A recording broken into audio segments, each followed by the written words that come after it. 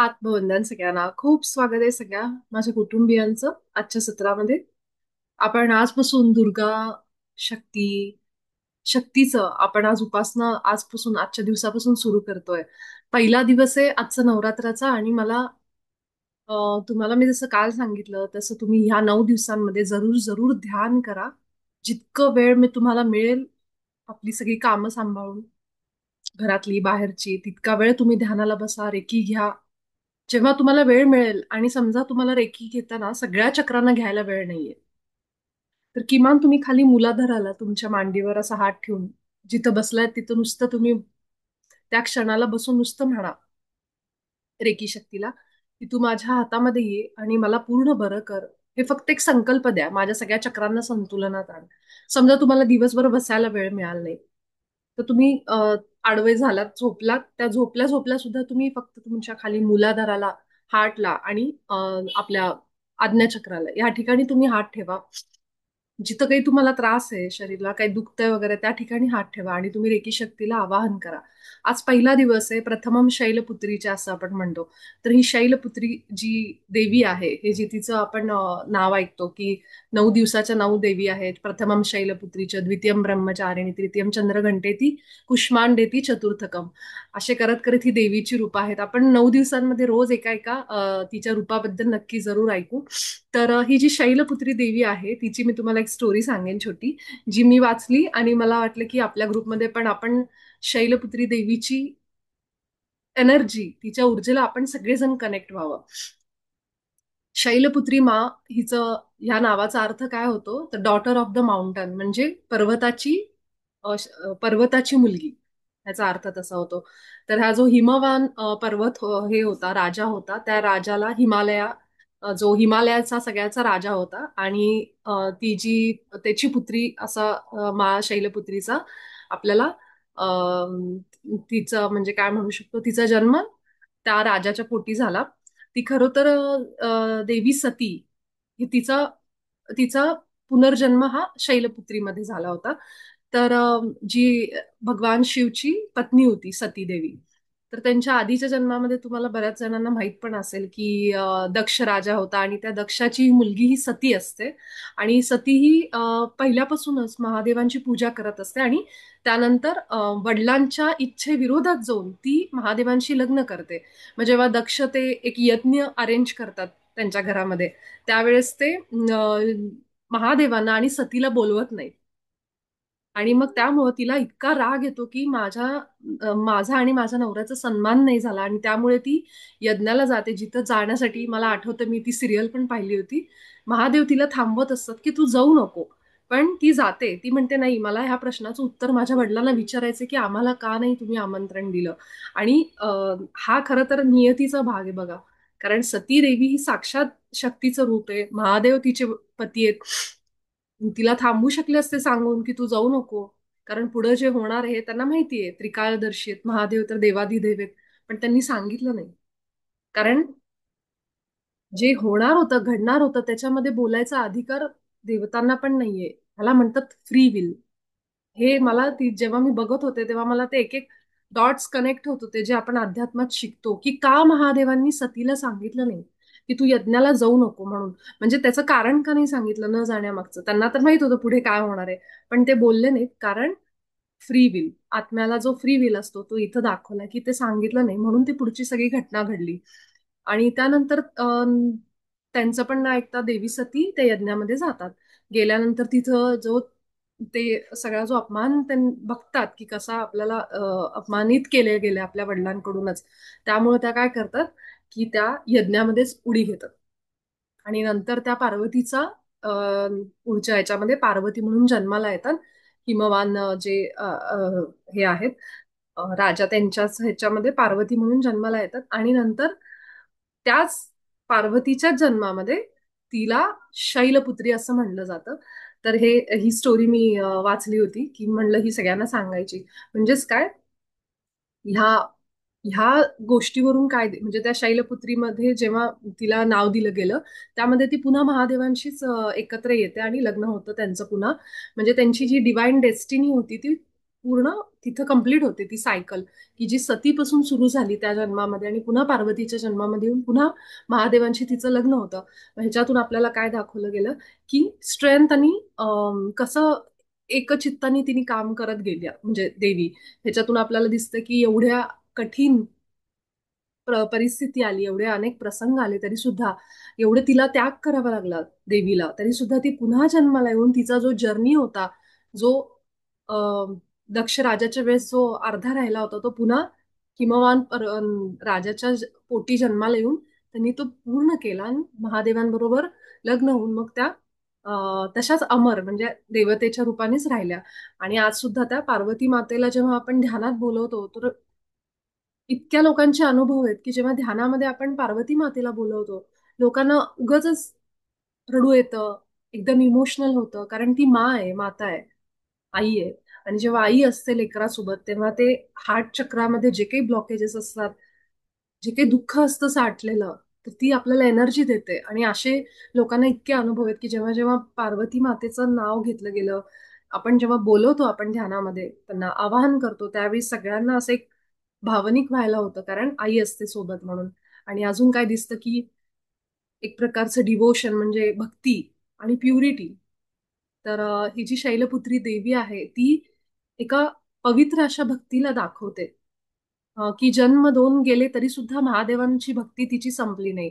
Simplicity आणि nature म्हणजेच की अ, जेव्हा जेव्हा तिला दाखवलं गेलंय तेव्हा बैलावर बसून ही देवी दाखवली गेली. तर ह्याचा अर्थ की निसर्ग हातामध्ये कमळ पण आहे आणि त्रिशूळ पण आहे. आणि काय की निसर्गाबरोबरच जो एक प्रकारचं कनेक्शन आहे ते दाखवलं गेलं चित्रामध्ये. त्यानंतर यामुळे आपल्याला काय कळतं ह्याच्यातनं की किती आपल्या आयुष्यामध्ये काही गोष्टी घडतील ज्या आपल्या मनाच्या विरुद्ध असतील, कठीण परिस्थिती असते, पण मनुष्य ह्या जन्मात जरी ते कंप्लीट नाही करू शकला काही कारणाने, तरी सुद्धा तो पुढचा जन्म घेतो आणि ते पूर्ण करतो सायकल. तर हे आपल्याला ह्याच्यावरून शिकायला मिळतं. त्यामुळं आयुष्यात हे प्रसंग येतील, पण आपण न हरता की माझ्यासोबत काय होईल, माझ्यासोबत परमात्मा आहे, ही भावना आपल्यामध्ये ठेवून त्या मार्गावर पुढे चाललं पाहिजे. आपण कुठे जाऊ, त्याचा परिणाम काय होणार आहे, मला त्याचं फळ मिळेल का नाही, या सगळ्या गोष्टी आपण त्याच्यावर सोडायच्या.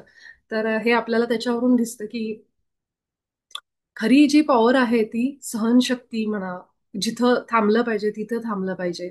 जिथं आपण सहन करण्याची ताकद पण आली पाहिजे आपल्याला बऱ्याच ठिकाणी. आणि जिथं बोललं पाहिजे, धाडस आलं पाहिजे, ते पण आपल्यामध्ये समतोल पाहिजे. तर हे आपल्याला त्याच्यातून अ, शिकायला मिळते ह्या शैलपुत्रीच्या गोष्टीतून, मातेच्या गोष्टीतून. तर आपण आजच्या आपल्या ध्यानाची सुरुवात करू यासोबतच, कारण नवरात्रीचे हे 9 दिवस जितकी आपल्याला ध्यानाची शांत थोडंसं आतमध्ये आपल्यासोबत बसता येईल तितकं बसा. प्रचंड ऊर्जा तुम्हाला जाणवेल, हातामध्ये जाणवेल तुम्हाला. जेव्हा तुम्ही शांत होऊन थोडं आत जायचा प्रयत्न कराल, त्यावेळेस तुम्हाला एक एक वेगळंच एक एनर्जी तुम्हाला जाणवेल आजूबाजूला तुमच्या. फक्त आपल्या घराची जी कुलदेवता आहे तिला बोलवा. अ, समजा कुणाला देवीच म्हणजे असं वाटत असेल तर तुम्ही पार्वती मातेला सुद्धा बोलवू शकता, कारण पार्वती माता ही सगळ्या शक्ती, सगळ्या जी दुर्गेची शक्तीची वेगवेगळी रूप आहेत, त्याचं एकतत्व म्हणजे माता पार्वती आहे. तर लक्ष्मी माता असेल, सरस्वती माता असेल, ह्या सगळ्यांचे एकतत्व म्हणू शकतो आपण. ते पार्वती मातेमध्ये ती सगळ्या शक्ती एकरूप झालेल्या आहेत. त्यामुळं नक्की तुम्ही ह्या 9 दिवसांचा पूर्ण फायदा करून घ्या, मी तर म्हणेन. कारण मागच्या वर्षी मला आठवतंय, जसं नवरात्र सुरू झालं, घटस्थापनेच्या दिवसापासून दसऱ्याच्या दिवसापर्यंत ध्यानाला बसल्यानंतर रोज इतकी एनर्जी जाणवायची. आणि दसरा जसा संपला, मला आठवतंय आमचे ध्यानाचे सेशन दुपारी 12-3 असे म्हणजे पीएमसी वर असायचे, किंवा मी ज्या सेशनला बसायचे नंतर. मागच्या आणि 2 वर्षापासून मी हे करते नवरात्रामध्ये. मला दसरा संपल्यानंतर हळूहळू एनर्जी कमी झालेली पण जाणवली मला. आणि नवरात्रामध्ये प्रचंड ऊर्जा, ऑलरेडी काल सूर्यग्रहण जे झालंय, अमावस्या, त्याच्यामुळे ते फ्लो भरपूर प्रमाणात आहे. तर हे खूप चांगले दिवस आहेत आपल्या आतमध्ये जाऊन थोडस शांत होऊन. कदाचित तुम्हाला ह्याच्यात अनुभव सुद्धा येतील की काही जे काही प्रश्न विचारताय ते प्रश्नांची उत्तर कशी मिळतायत. कसं माझं शरीर मला गाईड करतंय, शरीर मला सांगते की तू हे खाल्लं पाहिजे, तू ते खाल्लं पाहिजे. आपलं शरीर जे सांगते त्याच्यावर नक्की विश्वास ठेवा, की असा विचार करू नका, की हे माझ्यासाठी खाणं योग्य आहे का? जर शरीराने तुम्हाला आतून मनातून संदेश येत आहेत, की मी ही भाजी खाल्ली पाहिजे, मी हे सॅलड खाल्लं पाहिजे, हे माझ्यासाठी चांगलं आहे, तर ते जरूर तुमच्या आयुष्यामध्ये सुरू करा. बघा त्याचा परिणाम काय होतोय काही दिवस. आणि असे वेगवेगळे संदेश तुम्हाला मिळतील. तर फक्त ध्यानाला बसा, जसा वेळ मिळेल तसा. थोडं बाहेरचे जे बातम्या, बाहेरच्या ज्या गोष्टी आहेत त्याच्यापासून थोडंसं स्वतःला कट करून टाका. कारण त्या गोष्टी आत जातात आपल्या, जे आपण ऐकतो ते सगळं. ते जेव्हा आपण त्या गोष्टींचा विचार करतो तेव्हा ती भावना वर येते. तर ते बिनकामाचं आपल्या डोक्याला अजून एक स्ट्रेस, ऑलरेडी आपण खूप गोष्टींमध्ये असतो.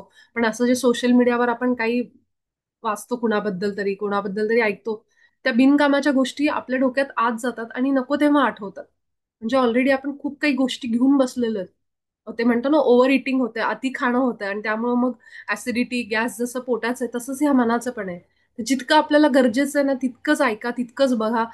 कुणाच्या आयुष्यात जर चांगल्या म्हणजे कुणाच्या, आपण बघतो ना, कुणी ट्रिपला गेलाय, कुणी कुठेतरी काहीतरी करतंय, तर ते बघून सुद्धा जर आपल्याला बऱ्याचदा असा त्रास होतो, अरे, कारण हे साहजिक आहे, ह्याच्यात काही वाईट नाहीये की माणसाला दुसऱ्याबद्दल एक जेलसी वाटते किंवा एक प्रकारचं असं वाटतं की माझ्या आयुष्यात का नाहीये. पण हे जे कंपॅरिझन होतं ना, की माझ्या आयुष्यात का नाहीये, ह्याच्यामुळं तुम्ही काय दाखवताय ब्रह्मांडाला, की माझ्याकडे हे कमी आहे म्हणून मला त्रास होतोय ना. कारण माझ्याकडे नाहीये म्हणल्यावर मला वाटतं की माझ्या आयुष्यात ते असावं. मी कुणाची तरी दागिना बघितला आणि मला असं सारखं वाटतंय, तिला कसं काय दागिना मिळाला. कारण माझ्याकडे नाहीये म्हणून मला तसं वाटतं. माझ्याकडे जर सेम असेल तर मला दुःख झालं नसतं. पण माझ्याकडे नाही आणि दुसऱ्याकडे आहे. ते दुःख जे आहे, ह्याच्यातून काय संदेश जातो बाहेर, आपण काय सांगतो ब्रह्मांडाला, की माझ्याकडे ते नाहीये. तर हे नाहीयेची म्हणजे कमी असल्याची जी ऊर्जा आहे ती आपण तो संदेश बाहेर देतोय. आणि त्यामुळं ते असं होतं की त्याचा त्रासच होतो. ती निगेटिव्हिटी म्हणून आपल्या शरीरात राहते. तर खरं तर हे जेव्हा आपण कुणापाशी एखादी गोष्ट बघितली आणि आपण लगेच विचारतो सुद्धा बऱ्याचदा, की हे काय वगैरे, ते तात्पुरतं तेवढंच ठीक आहे म्हणजे. पण आपण त्याचा खूप विचार करायला लागलो तर आपल्याकडनं असा बाहेर संदेश जातो की हे माझ्याकडे नाहीये आणि त्याची मला गरज आहे आणि ते मला पाहिजे. आणि त्याच्यामुळं सबकॉन्शियस मध्ये बऱ्याचदा दुःख पण होतं, की त्या व्यक्तीला ह्या सगळ्या गोष्टी मिळतात पण मला नाही मिळत आहे. त्यामुळे शक्यतो हे जे सोशल मीडियामधले हे असे पोस्ट असतात किंवा अशा गोष्टी, त्याच्यापासून थोडं लांब राहा. जितकं तुम्हाला जर त्याची वाटत असेल की ही गोष्ट माझ्याकडे असावी, तर तुम्ही फक्त ज्या व्यक्तीने तो फोटो टाकलाय, व्हिडिओ टाकलाय, त्याच्यावर फक्त आनंद व्यक्त करा. म्हणजे तुम्ही म्हणा की किती छान आहे, बरं झालं, छान मिळालं, ह्या माणसाला हे सगळं छान मिळालं. त्या माणसाच्या आयुष्यात तो आनंद आलाय. त्याला समजा कुठे फॉरेनला जायला मिळालं, त्याला नवीन कार मिळाली, घर मिळालं, तर हे माझ्या आयुष्यात घडतंय का काय, ह्याप्रमाणे आनंदात राहा. इतका आनंद म्हणजे खरोखर मनात असा आनंद आला पाहिजे. वा वा, किती छान, किती मस्त गाडी मिळाली, ह्या माणसाला इतकं छान फिरायला मिळते, मला खूप आनंद होतो ह्याचं बघून. ही आहे सेम ऊर्जा. त्या माणसाचा आनंद तुम्ही फील करताय, म्हणजेच तुम्ही त्या एनर्जीलाच कनेक्ट झालात डायरेक्ट. मग जर तुमची इच्छा असेल की ते माझ्याकडे असावं, तर तुम्ही त्या एनर्जीमध्ये ऑलरेडी तो आनंद व्यक्त करायला शिका. मग तुम्हाला समजेल की ते माझ्याकडे कसं काय आलं आणि मग त्यावेळेस आश्चर्य वाटेल, हे कसं काय जुळून आलं, हे मला कसं काय मिळालं. तर आपण ह्याला म्हणतात लॉ ऑफ अट्रॅक्शन. तुम्ही ती एनर्जी स्वतःकडे खेचली का, तुम्ही स्वतःच त्याच्यामध्ये व्हायब्रेट करताय, कंपन पावताय. म्हणून हे एक ट्रिक आहे की जेव्हा तुम्हाला काही गोष्ट पाहिजे असेल आणि तुम्ही कुणाकडे बघितली, तर अगदी ती माझी असल्याप्रमाणे आनंदात राहा. म्हणजे आनंद खरोखर आतून येऊ द्या, पण की मला आनंद झाला हे बघून, तुमच्याकडे आहे ते, तुम्ही ते एन्जॉय करता ह्याप्रमाणे. तर ह्या गोष्टीचा असा वापर आपण करून घेऊ शकतो. ह्याला म्हणतात इमोशनली, ह्या भावना आहेत आपल्या, तर आपण त्याचा वापर असा करून घेऊ शकतो आपल्या आयुष्यासाठी. आणि हे अगदी अगदी 100% नाही, 1000% हे काम करतं. हे मी ट्राईड अँड टेस्टेड आहे. सुरुवातीला काही गोष्टी कुणाकडे बघितल्या की मला खूप जेलसी झाली समजा, पण कळतंय, पण जात नाहीये ती फिलिंग, काय करू. मला समजलं, अरे मी दुसऱ्याचा मत्सर करते, द्वेष करते, माझ्याकडे नाहीये. पण मग करू काय त्या गोष्टीचं. मग मी त्याच्यावर थोडं सर्च करायला लागले की हे कसं काम करतं. मग मला आमचे ध्यानाचे मास्टर पण येऊन सांगायचे जेव्हा, की तुम्ही द्वेष करण्यापेक्षा त्यांच्या आनंदात आनंद व्यक्त करा.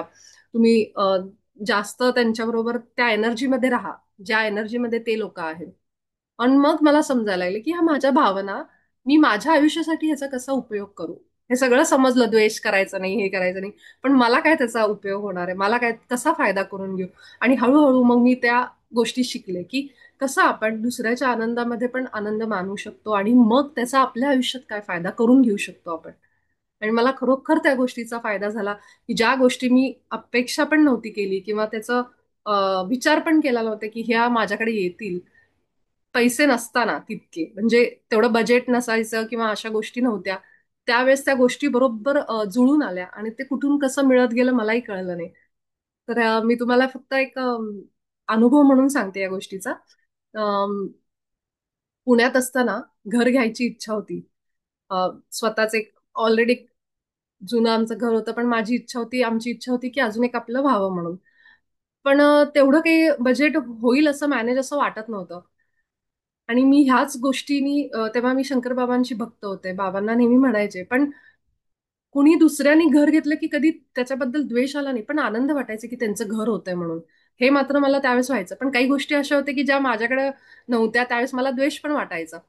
पण जसं जसं मला हे समजायला लागलं, त्यानुसार मी जसा आनंद व्यक्त करायचे त्यांच्या आनंदामध्ये, खरोखर मनातून, अंतःकरणातून, तेव्हा मला कळत गेलं की ह्या गोष्टी आपल्या पण आयुष्यात कुठून तरी येत आहेत. आणि कसं काही नसताना सुद्धा ते सगळं जुळून यायचं. आणि असं करत आम्ही 2 घरं घेतली. त्याच्यामध्ये मग म्हणजे मला हे सांगायचं की तुमच्याकडे काहीही नसताना सुद्धा जर फक्त आपले विचार आणि आपलं अंतःकरण त्या ऊर्जेवर काम करत असेल, तर बाकी सगळं जुळून येतं. पैसे, ते जो फ्लॅट आपल्याला घ्यायचा आहे तो, हे सगळं जुळून येईल. फक्त आपण आपले विचार आणि त्या भावना शुद्ध ठेवायच्या आणि मग बाकी सगळं आपोआप जुळून येतं. तर कुठलाही सपोर्ट नसताना, कुठल्याही पैशाची जमवाजमव नसताना माझ्या हस्बंडने आणि मी, हे माहित नाही ह्या त्यावेळी कसं काय आम्ही ती हिंमत झाली आमच्याकडनं आणि ते केलं असं आम्हाला त्यावेळी वाटायचं दरवेळेस की कसं काय केलं कसं काय. पण त्याची उत्तरं आत्ता मिळत आहेत की ते का घडत गेलं, कसा आम्हाला त्याचा सपोर्ट होता, कसा आपल्याला ह्या त्या ऊर्जेमध्ये आम्ही होतो ऑलरेडी. त्या ऊर्जेला कसं तरी मॅच झालं सगळ्या गोष्टी आणि त्याप्रमाणे ते सगळं जुळून आलं. तर हे अनुभव मला त्यावेळेस आले जेव्हा आमच्या घरांचा हा सगळा हे होता. आणि ते मला आत्ता समजते की कसं काय ते झालं त्यावेळेस काम. त्यावेळेस आम्हाला खूप आश्चर्य वाटायचं की पैसे जमले कसे काय असं वाटायचं. आणि त्याच्यातनं हे अनुभव घेत म्हणून मी हे सांगते. आता जेव्हा मला हे समजते की ह्याला लॉ ऑफ अट्रॅक्शन म्हणतात, म्हणून मला असं वाटलं की हे तुम्हाला सांगावं की हे कुणाचंही ऐकून मी सांगत नाहीये, तर हे स्वतः अनुभव घेतलेत. आणि त्यानुसार मी माझी इच्छा आहे की आपल्या भावनांचा, जिथं आपल्याला द्वेष आहे, जिथं आपल्याला मत्सर आहेत, जिथं राग आहे की दुसऱ्याकडे माझ्याकडे का नाही, ह्या भावना आहेत आपल्या, ह्याचा आपण वापर आपल्या आयुष्यात कसा करून घ्यायचा, हे आपण शिकायचं. त्याच्यासाठी लॉ ऑफ अट्रॅक्शन आपल्याला खूप मदत करतं की जी गोष्ट मला पाहिजे ती गोष्ट दुसऱ्याच्या आयुष्यात आहे, तर त्याच्या आयुष्यासाठी आभार माना. त्याच्या आयुष्यात जे चालू आहे त्याच्यात आपणही आनंद व्यक्त करा. आपण त्या डोहात गेलो ना, आनंदाच्या पाण्यामध्ये पडलो ना, की ते पाणी आपल्याला पण मिळतं. असं आहे. म्हणजे हे फक्त मी त्याच्या मागचं सांगितलं.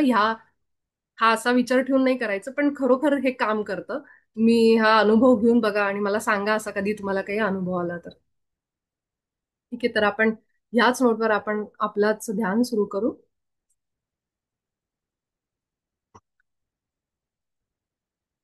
आपण सगळेजण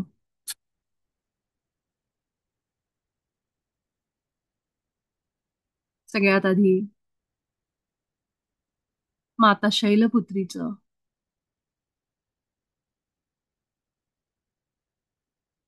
स्मरण करून आपल्या ध्यानाची सुरुवात करू. एक मोठा श्वास घेऊन हळूहळू स्वतःला आत्ताच्या ह्या वर्तमान क्षणामध्ये आणा.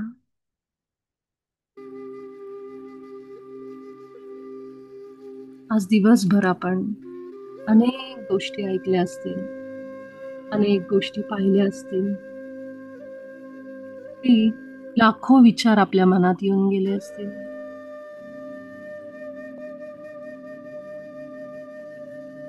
या सगळ्या विचारांना थोड्या वेळापुरतं विसरून जाऊन आपण आत्ताच्या क्षणामध्ये, वर्तमानामध्ये येऊ. पहिली 3 मिनिटं आपण आपल्या मनाला स्थिर करण्यासाठी फक्त दीर्घ श्वास घेत राहू. आपल्या नाकातून एक मोठा श्वास आपल्या पोटात आणि छातीत भरून घ्या.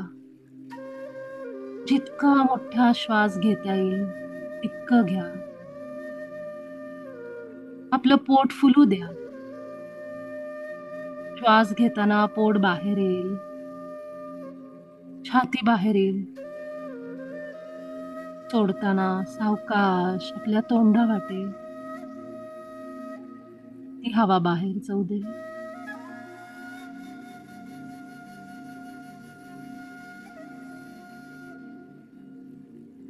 श्वास घेताना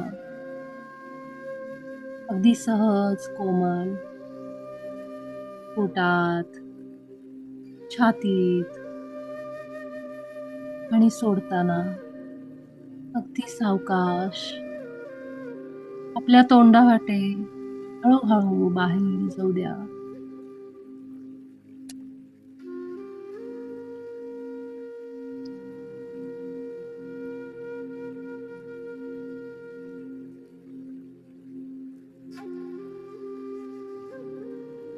श्वासांची ही क्रिया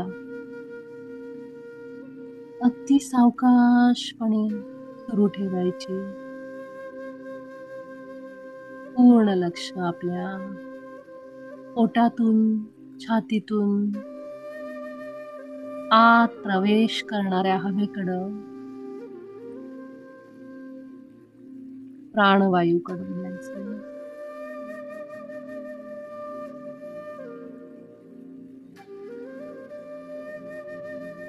लक्ष द्या आपल्या पोटातून कदाचित ओटीपोटाकडे जाणाऱ्या या श्वासांवर. पोट अगदी पूर्ण फुलवून बाहेर काढून जितक्या प्रमाणात हवा भरून घेता येते तितक्या प्रमाणात घ्या.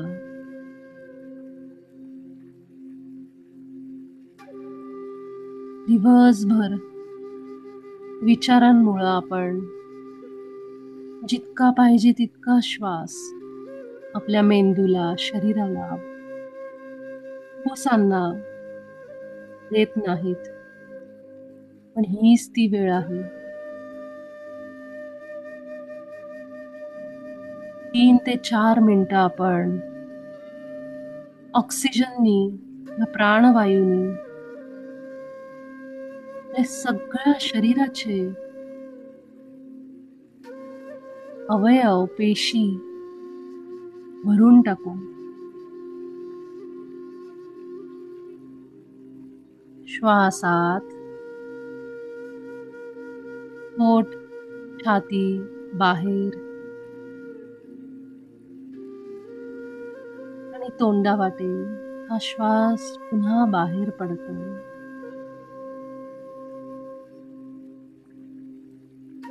रिलॅक्स.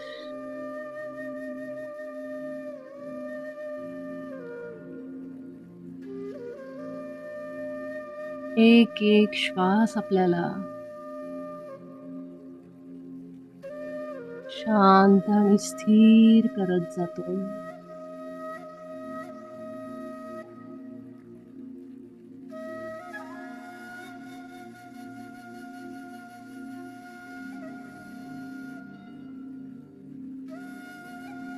हळूहळू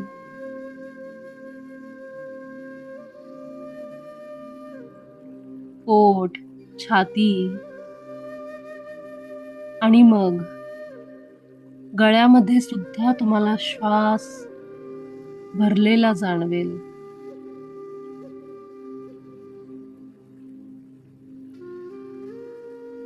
सगळ्या शरीरात श्वास फिरतोय. ओटीपोटात, पोटात, फुफ्फुस, छाती, आपला गळा, अगदी आपलं कपाळ सुद्धा श्वासाने भरून गेल्यासारखं जाणवेल. जाऊ द्या वरच्या दिशेने आपला श्वास, टाळूपर्यंत त्याला वर घ्या. हळूहळू प्रॅक्टिसने हा श्वास वरच्या दिशेने प्रवास करायला लागेल. अगदी ओटीपोटापासून, मूलाधारापासून टाळू भागापर्यंत श्वास वर ओढता येईल.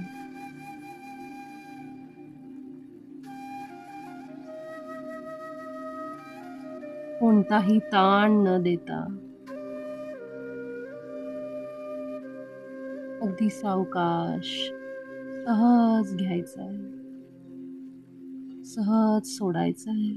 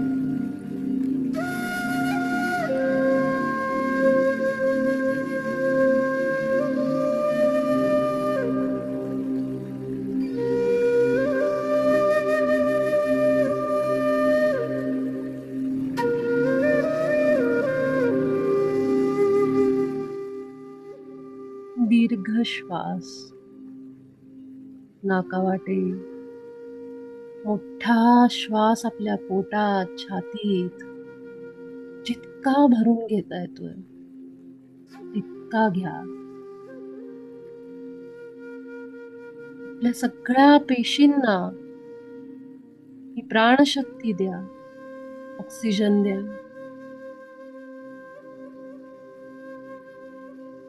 दिवसभर येणाऱ्या विचारांमुळे आपण खूप कमी ऑक्सिजन आपल्या शरीरात घेतोय, अनेक आजार बोलावतोय. प्राणवायू जाऊ दे शरीरात. सावकाश नाकावाटे, पोटात, छातीत मोठा श्वास आणि पुन्हा तोंडानी हळूहळू श्वास बाहेर. अगदी हळू घ्यायचे श्वास.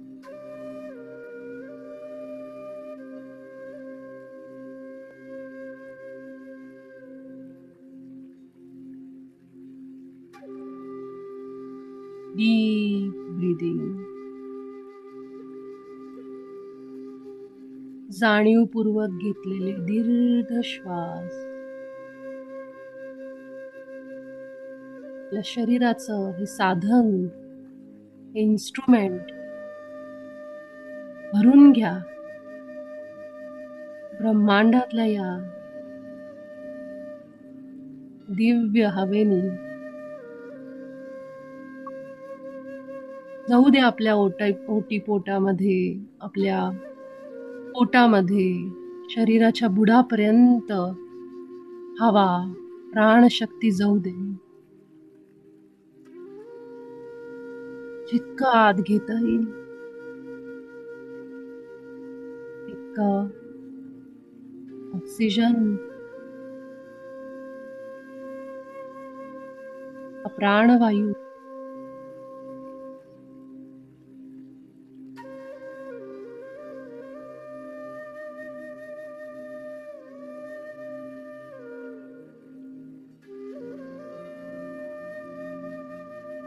या सगळ्यांचं आज्ञाचक्र या दीर्घ श्वासांमुळं संतुलनात येतंय. इंट्युशन पॉवर वाढतीये. शरीरातले आजार दूर होत आहेत. पोटाचे आजार दूर होत आहेत. फुफ्फुसांचे, छातीचे, हृदयाचे आजार दूर होत आहेत. असे अनेक फायदे या दीर्घ श्वासांचे आहेत. सकाळी संध्याकाळी रोज 5 मिनिटं या पद्धतीने दीर्घ श्वास घ्यायला सुरू करा. जे आपण विसरतो दिवसभरामध्ये, श्वास घ्यायचं सुद्धा विसरतो. विचारांमध्ये, कामामध्ये.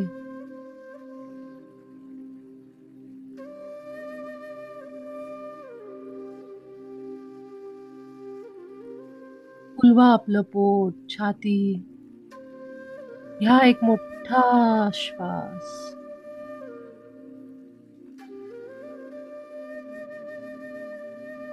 आता नाकानी सोडा. हळूहळू.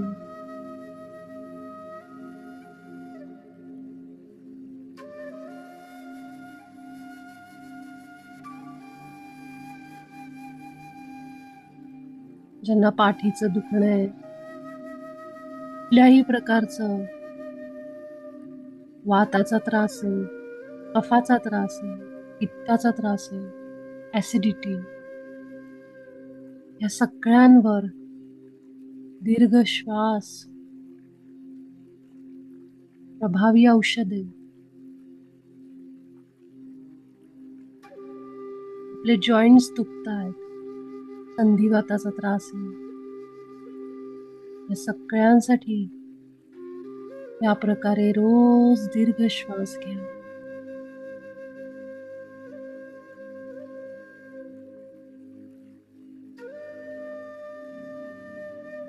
आता हळूहळू आपलं लक्ष आपल्या केवळ साध्या सहज येणाऱ्या श्वासांवर. तो श्वास नैसर्गिकरित्या आत येतोय आणि बाहेर पडतोय, त्याला केवळ बघायचंय. आपले साधे सहज नैसर्गिक श्वास आता तुम्हाला जास्त फील होतील, त्यांची जाणीव होईल. शेवटची 5 मिनिटं आपण आनापानसती ध्यान आई शैलपुत्री सोबत, माता पार्वती सोबत, आपल्या श्वासांसोबत राहू. मनामध्ये आभाराचे भाव आजच्या दिवसासाठी, आपल्याकडे ज्या गोष्टी सकारात्मक आहेत, ज्या गोष्टी आहेत त्या सगळ्यांसाठी खूप आभार.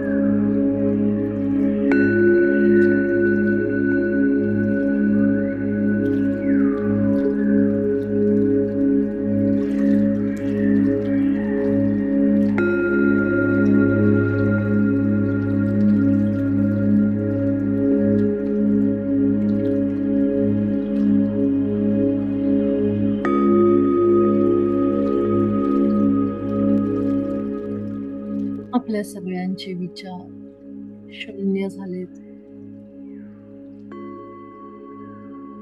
पूर्ण निर्विचार अवस्थेला आपण आलो. आता मनात एकही विचार नाही.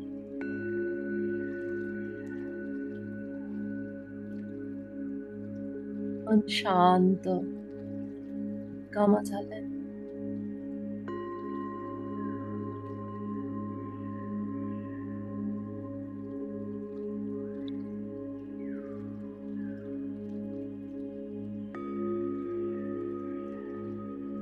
ह्याच अवस्थेमधून आजची सामूहिक ऊर्जा घेत आभार व्यक्त करा.